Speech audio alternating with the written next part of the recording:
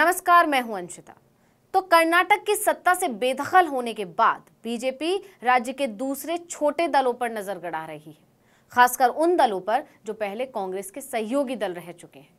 इनमें से एक पार्टी है देश के पूर्व प्रधानमंत्री एच.डी. देवगौड़ा की, जिसका नाम है जनता दल सेक्युलर। लंबे समय से बीजेपी डोरे डाल रही थी, लेकिन जेडीएस इसके लिए राजी नहीं थी। काफी उधेड़-बुन के बाद जेडीएस ने हामी तो भरी है, लेकिन दावा किया जा रहा है कि अभी भी सब कुछ ठीक नहीं है। भले ही अभी कहा जा रहा है कि बीजेपी जेडीएस लोकसभा चुनाव एक साथ लड़ेंगी, लेकिन गठबंधन में पेच अभी भी फंसा हुआ है, जिसकी वजह है सीट शेयरिंग।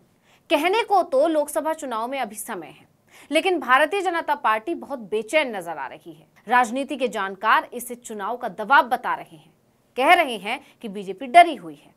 लेकिन ऐसे दावे क्यों किए जा रहे हैं, इसको जानना भी जरूरी है। तो इसकी वजह है इंडिया गठबंधन की मजबूती।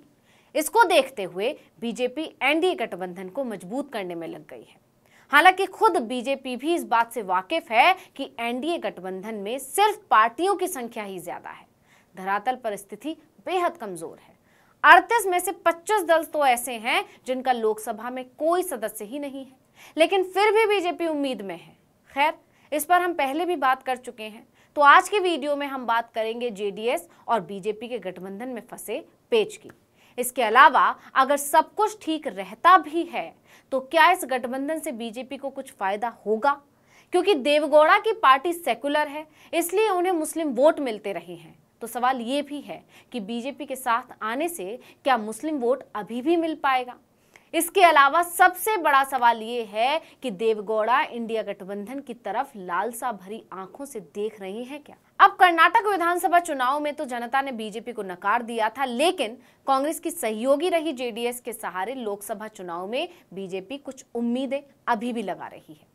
लंबे समय से बीजेपी और जनता दल सेक्युलर के बीच गठबंधन को लेकर जो बयानबाजी हो रही थी, उस पर अब विराम लग गया है। जेडीएस सुप्रीमो और पूर्व प्रधानमंत्री एच.डी. देवगौड़ा ने 11 सितंबर को पुष्टि कर दी कि बीजेपी और जेडीएस लोकसभा चुनाव साथ लड़ेंगी। उन्होंने बेंगलुरु में एक कार्यक्रम को संबोधित करते हुए कहा कि दोनों पार्टियों के नेताओं के बीच साथ चुनाव लड़ने पर सहमति बन गई है। जेडीएस कितने सीटों पर लड़ेगी, इस पर मैं पीएम मोदी से बातचीत के बाद फैसला करूंगा।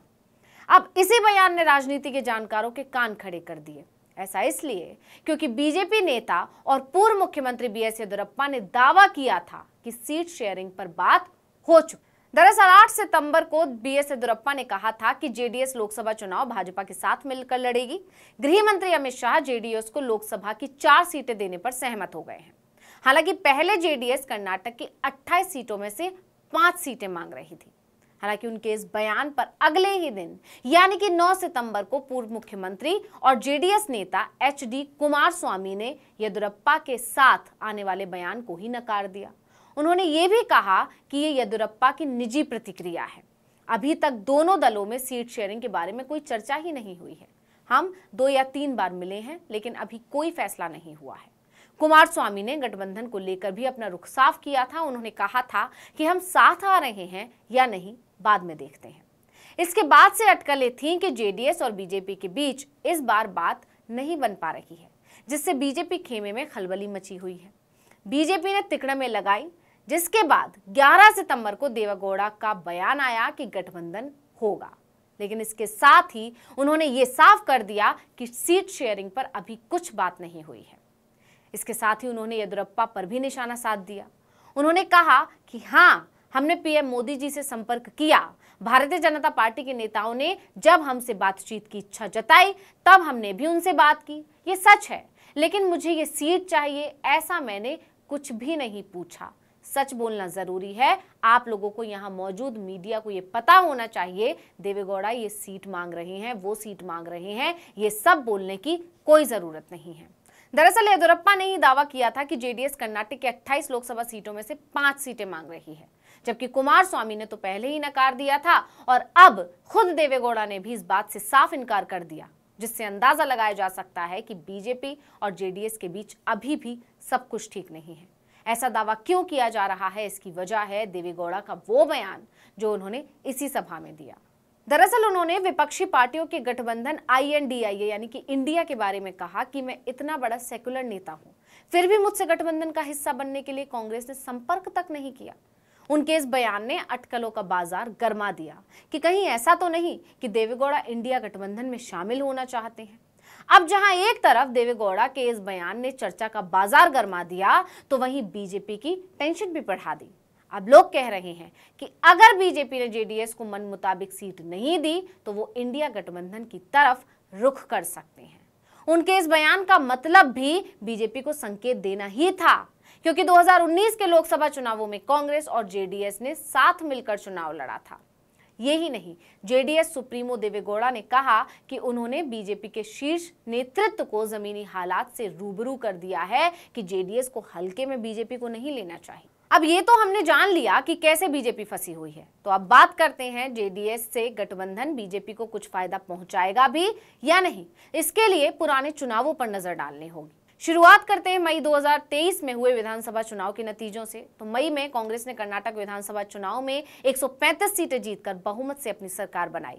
भाजपा ने विधानसभा चुनाव में 66 और जेडीएस ने कुल 19 सीटें जीती थी।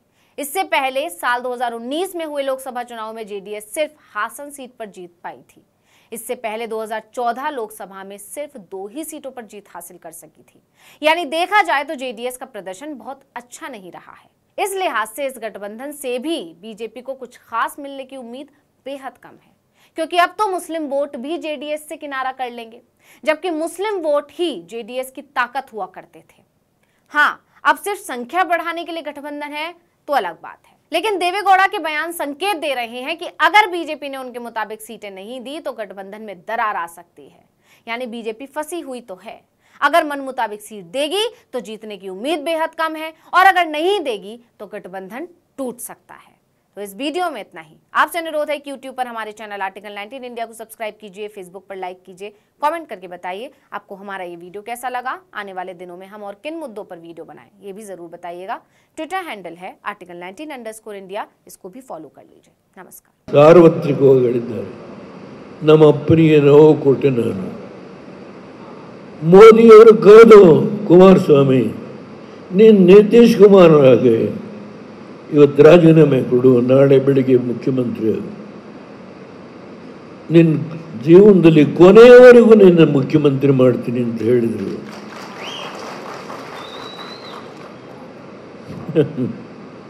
ಇಲ್ಲಿ ಯಾರಿವರು ಕಾಂಗ್ರೆಸ್ನವರು? ಯಾವಾಗ ಇವರು ಕಾಂಗ್ರೆಸ್ಸಿಗೆ ಬಂದರು? ಇವರೆಲ್ಲಿದ್ರು? ಇವರು